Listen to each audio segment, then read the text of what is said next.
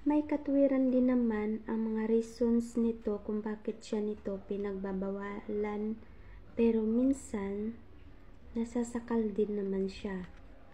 Babe ko, niyakap niya si Mike mula sa likod.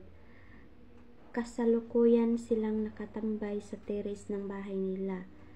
Naipakilala na kasi niya ito sa magulang.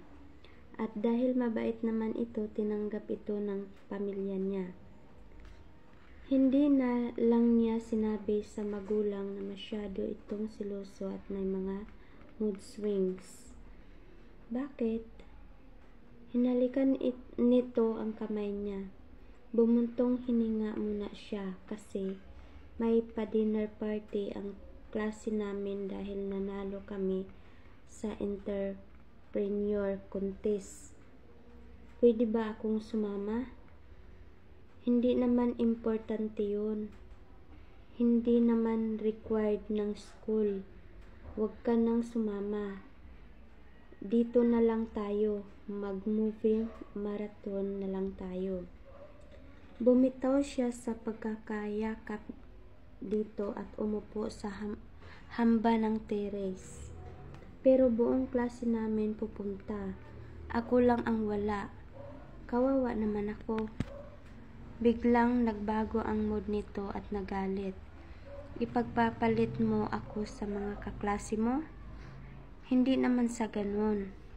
Bakit mamahalin ka ba nila tulad ng ginagawa ko? Bakit gustong gusto mong pumunta dun? May ibang lalaki ka dun, ano? Malaman ko lang na lumalandi ka sa iba, makikita mo. Napaiyak siya sa sinabi nito. Ako pa ang pagbintangan mong may iba? Wala ka bang tiwala sa akin? Napaka-unfair mo naman. Wala na nga akong ginagawa kundi sundin ka tapos pagbibintangan mo pa akong may iba. Saan galing yun? Bakit atat na atat kang pumunta sa dinner na yun? Buong klase nga yun. Nakakahiya din naman sa advisor namin kung di ako po munta. Hinawakan siya nito sa braso. Di ka pwedeng pumunta doon. Lalandi ka lang naman. Huwag mong ibintang sa akin ang ginagawa mo. Ako pa ang binabaliktad mo? Hindi ako manhid, Mike.